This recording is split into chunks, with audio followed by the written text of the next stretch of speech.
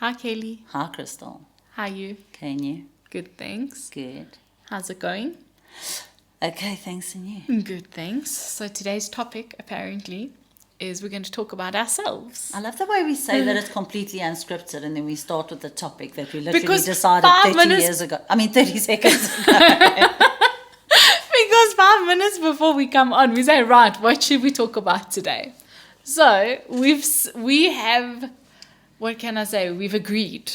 Well, we've had some people ask who certain people are because we just naturally assume by doing this. Everyone knows who we are. Everyone that listens knows. And who we're talking about. Yes. And we've got listeners that don't know who we are and they don't know who we're referring to when we mention certain names. So a little bit of background maybe. Okay, so do you want to go first and then I'll go after you?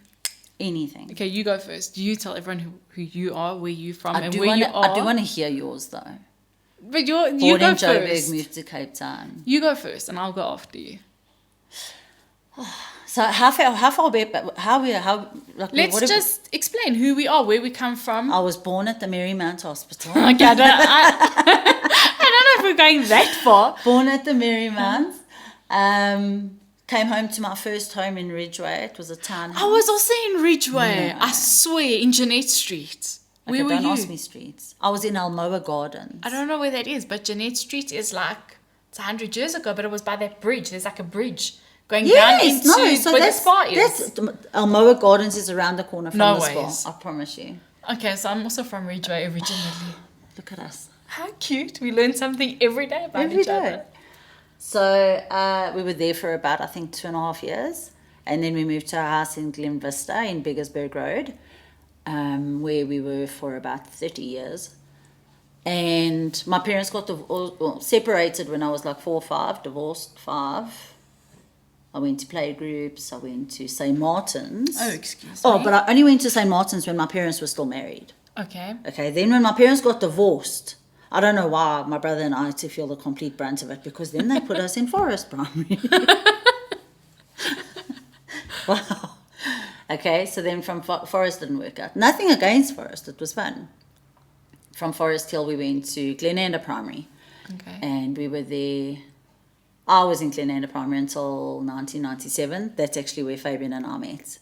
Okay, so you knew Fabian from before. So Fabian moved up from Heidelberg in 94 and I went into Glenanda Primary in 94. So we both met each other in grade 4, which was in our language, Standard 2. Okay. Yeah. So we've known each other since then. Went to the same high school as well. Went to Glen Vista High School, matriculated 2002. Did you study after school? I took a gap year because I thought I was cool. I did want to go and study psychology at Varsity College. Okay. I didn't put enough into my studies to go further, but I did want to study psychology. And then after my gap year, I was like, no, wait, I'm too cool for this. I'm just going to go straight into work and earn money. But I had been working. My first job was at Daenero's at the Glen. I was 13 years old. Obviously didn't look my age. Worked there with a couple of friends. And it was hectic. 13 years old. And Daenero's was like a jail, hey? At the Glen. Remember, it was upstairs next to Senior Frog. Yes, now that you're saying. Okay, that was many, many years ago. Many years ago. Worked there. I will never forget. Because, we were an average family. Okay. Bought my first pair of buffaloes. What a time. Do you know? What a time. I used to have buffaloes 100 years ago. Those times. And I actually bought another pair the other day. Do you know how lovely they are? No, I love them, but don't they feel lighter? Yes, they're they not do. The same. They remember how heavy they were like 1 kilo each. Now they're really not the same. So I bought a beige pair off Superbalist. As soon as I saw them, I said I have to have them. Shame, and Fabian's only like 5'5". It's not right. But I had 4 pairs of buffaloes. I became so obsessed. But you were cool if you owned a pair of buffaloes. No. And this is the thing. You England Vista High School. But even at Glenanda, like, I had to act like I was cooler than I actually was. Yeah. Out of mouldy sandwich in the bottom of my bag. But going into high school, there was so much pressure that you took upon yourself, obviously, because if you think about it, no one cared. But in my brain, everyone cared. So I wouldn't go to Civies Day if I didn't have a pair of buffaloes to wear. or Sissy Boy jeans, or a top from Guess. The name brands. All the name brands, you know. But I did that to myself. So worked at Daenero's, worked at Senior Frog, even worked at Fishmonger when it was still the boat. Oh, sure. No. That's like 1998 era, hey? Yeah. Well, that's exactly when I went into grade 8, standard 6, it was 98. And my friend Laura and I started working at Daenero's, in grade 8. Sure. Crazy. And then, just jumping a few years, matriculated, skipped a year, went straight into work. I got into the nail game pretty quickly as well. I was doing professional makeup for a while before that. And,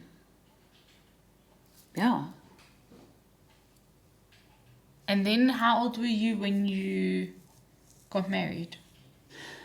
So I first moved out of my mom's house when I was 21. I moved into a townhouse in Glen Vista Village with my best friend, with Dom. Okay. What a time. And moved all over the place, this, that, and the next thing. There's so many that I feel like I need to leave out, but also can't leave out because, you need things for context. But long story short, I ended up meeting my child's dad at church, and we got married. I was 27. Okay. And we had Levi when I was 28. So Levi is my son. Okay, and then my ex-husband and I got divorced. Levi was still pretty young. So same thing pretty much happened with Fabian. I think he got divorced in 2016, and him and I ended up getting together in 2017. So we've been together for the last 8 years. So Fabian's daughter is 16, son is 13. So we like this Dynamic. Awesome blended family. Literally Adam Sandler, Drew Barrymore, the movie. And it really is just great. We all live together, complete different dynamics. He's Catholic, I'm reborn Christian. He supports Liverpool, I support Man United. He's Lebanese, I'm Irish. But we're a cool blended family. And then from there, then you started doing nails? No. So I was doing the nails, like I said. Were you doing nails actually all the time, even before you met Fabian? Am I Yes, yeah. So I had, like I said, I was in the nail game for quite a couple of years. I started at the nail studio with Yvonne. Okay. I mean, there really is nowhere else to start. If you were an old girl of Yvonne's nail salon, you were made. So I was blessed enough to go from her and carry on with my own business, and wow, what a time, eh? Geez, I made the most money in my life doing that. But then again, so irresponsible and cool and status orientated, completely immature with regards to making choices about life. But had the nail salon and this and that. I think I mentioned it before. I closed my nail salon down for personal reasons. And then I went and studied.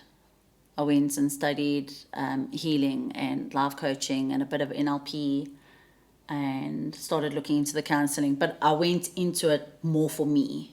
So it was more for my healing. And then I realized how much I actually enjoy it and how you can help people. Yeah. Going through what you're going through. Yeah. So it really was it worked out perfectly.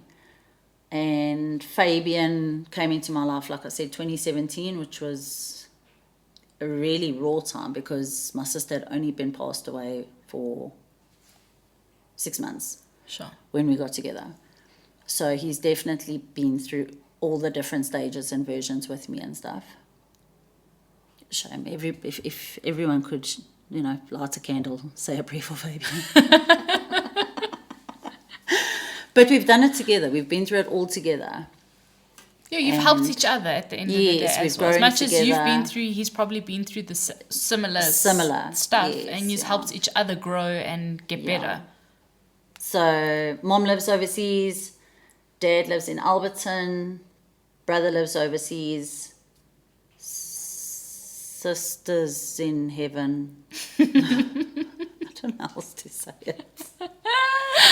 Oh, gosh. So, My humor's my hold on. coping Another mechanism. thing we will mention is we do have a very dark sense of humor when it comes to our siblings that have passed away. So we do make light of the situation.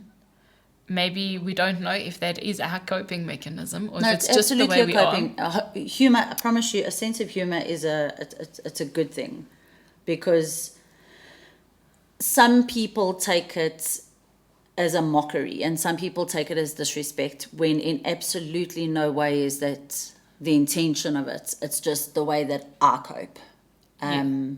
It's the way we cope. Yeah, that's actually when we spoke in the beginning and we said the trauma bond. Yes. This is our trauma bond. Both of our siblings have passed away, and we both have the sense of humor about it, and we get each other. Yeah. When we do talk about it, where some people are look at us like we should be locked in a like how padded room. could we say that? But yes, so that's what I'm saying. What you with Fabian and yourself and going through all those grieving stages, you'd helped each other. Yeah. Get through stuff. Yeah. And a perfect understanding of, I want to say, a good partnership, because like I mentioned, all our differences that we have, we still have so much respect for each other in those differences. And so much in common. So much in common, but I've just said from the beginning, the kids come first in every way. That's not even a compromise for me. And we just maintain respect. Don't get me wrong, I swear, every fucking day he drives me insane. But respect for our life choices and how we were raised and the values that we were raised with. And we've got to have respect for each other's morals, because not everybody had the same foundation. Exactly. And then also, with that being said, it's okay to put more into the family that you are building and making, as opposed to yeah. So where you are today is you doing the counselling. That's your main job at the moment. So I have got my office on Michelle Avenue in Mayersdale, where I do life coaching as well as counselling from. It's two different things, but I do them both from there. And then I do recovery counselling and trauma counselling. At rehabs? Yeah, for that I'll go to different locations and stuff like that. That's a very nice thing to do. It's very self-healing when you can help other people. Don't you find that? Very much so. I was going to say something sarcastic, but I didn't want to. I think we need to ease people that don't know us getting into knowing us. Okay, so my story is I was born obviously in Joburg, in Ridgeway, as we established. Then from Ridgeway, as well, moved to Pasonia. And then when I started high school, I was about 13, we moved to Cape Town. And where did you go to primary school? In Cape Town. No, didn't you move to Cape Town when you were 13? Yeah, I went to Mondial Primary. I was at Mondial Primary. And then from Mondial Primary, then when I started high school, we moved to... Actually, I'm lying. I went to Glen Vista High for 1 year. I went to Glen Vista High in Standard 6. And then from Standard 7... Okay, when were you in Standard 6? Sure, I can't remember. What year? I don't know. What year did you matriculate? I didn't matriculate. I left school in Standard 8. I don't know what grade that is. 10. Is that grade 10? Yeah. So I'll get to why I left school. I hope so.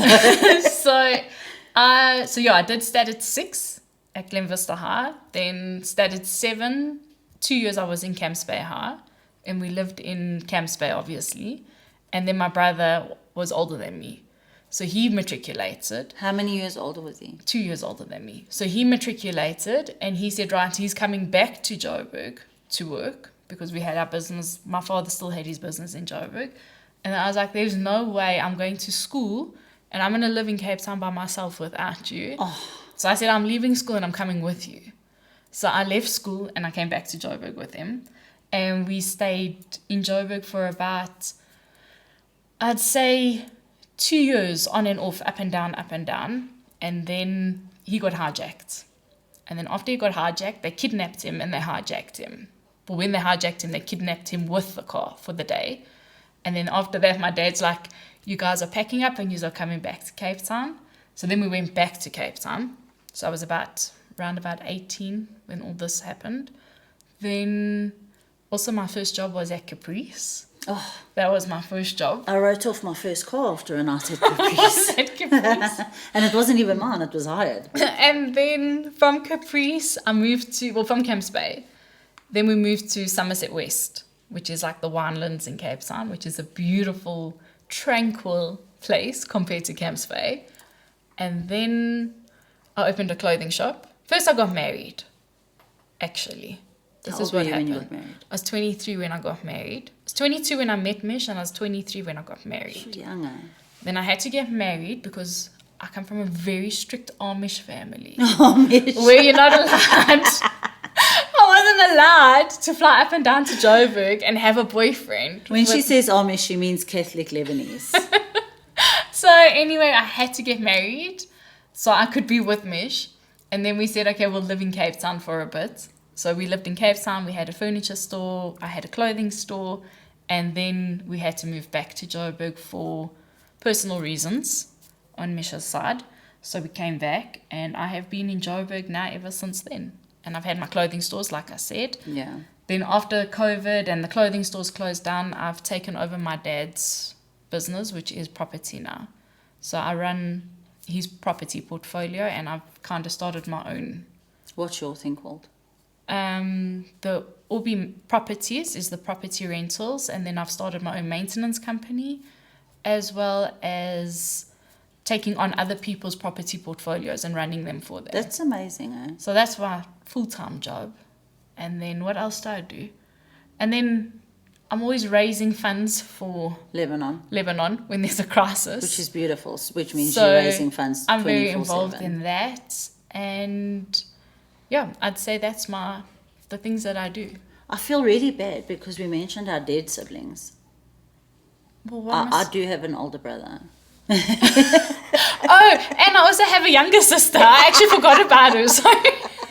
I have a younger sister. Oh, and I have two sons as well. So Ethan is 13 and Grayson is 11. So those are my children. When we say Ethan and Grayson, those are my children. When we say And Kelly Tyler, has- Gabriel, Levi, those are my children. Those are her children. So yeah, I'd say that's...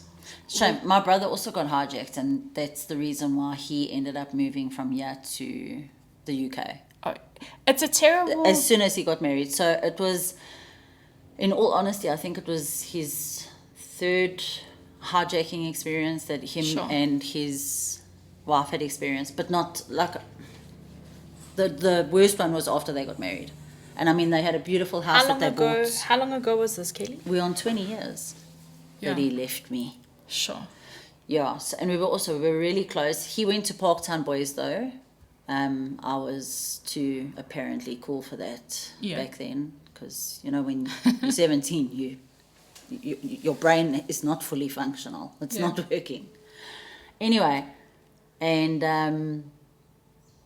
shame he got hijacked. It was really hectic and whatever. And I think it was 6 or 8 weeks later, and they packed up their house, sold it, went to the UK, and never looked back. It's actually, touch wood, it hasn't happened again, but it's actually such a terrible thing to go through. Like when they hijacked Alan, he was selling in those times the GTR just came out. Oh. So he had a GTR, he put it in the auto trader. And they met him, the Celtics there by the Glen. No way, yeah. So Island petrol station. So like they were aware that these things can happen. They even had security there. He phoned ADT and he said, listen, come with me. Sure. And I'm going to sell the car, whatever.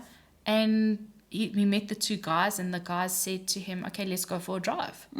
So he got in the car with them because they wanted to test drive, but they let him drive.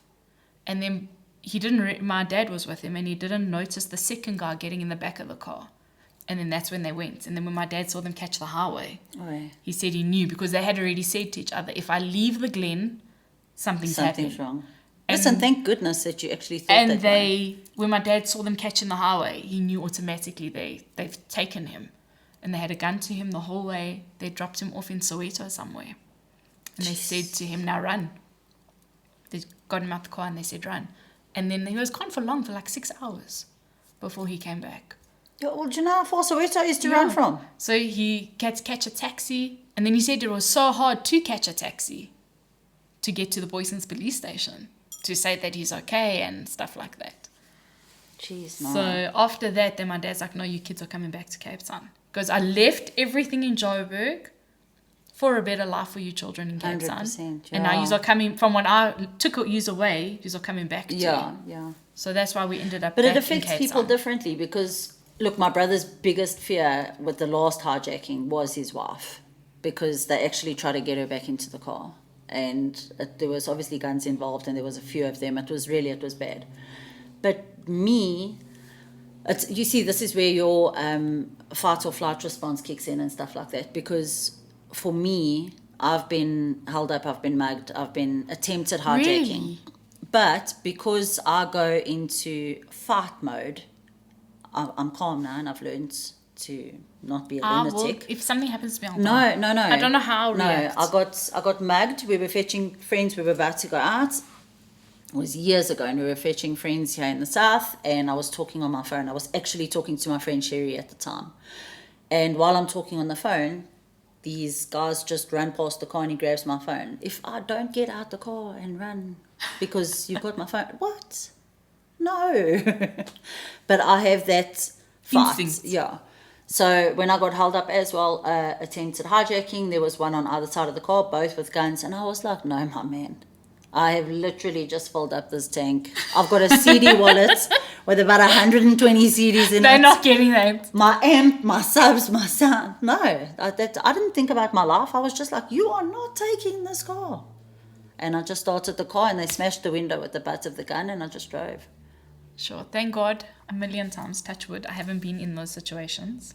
And I don't know how I will react. You don't know how you'll react. You're If I shame. am. My mom was also hijacked outside our house.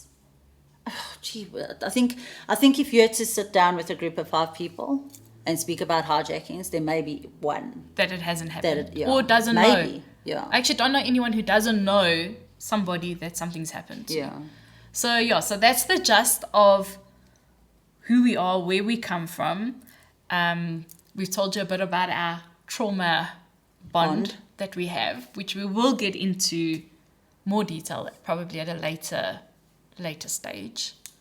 Yeah, we don't want to bum our audience. Yeah, so later on. But I do know that a lot of people are inquisitive. So there are still a lot of people, even though it's been the amount of time that it's been, I still randomly get asked how. How did it happen? And it actually surprises me that a lot of people don't know. But that just shows you how many people stop talking about it. Yes. Because we don't want to talk about it. I want to talk about it every day. Yeah, it doesn't bother me to talk about it. Yeah. So that we'll leave that for maybe the next podcast. You don't think it's too soon? I don't know. Well, let's see. Either we're going Especially with how we talk about it. We need to Okay. remember, we talk about with love and respect. However, my sense of humor overrides every other moral in my body. So what we'll do is we're going to end this podcast, right? So the next podcast, either we're going to talk about it or we're not. Yeah, let's see how it Let's goes. see how next it week. goes. Okay, perfect. We can think about it. I know it's a bit of a hard one too. It's not hard for us to talk about it, but it's a bit of a downer in a way. Yeah, not everyone wants to hear that. So we'll see. So maybe after this one, that would be the next one, maybe not. So this has come to the end of our episode for this week, and we will see you again next week. See you later.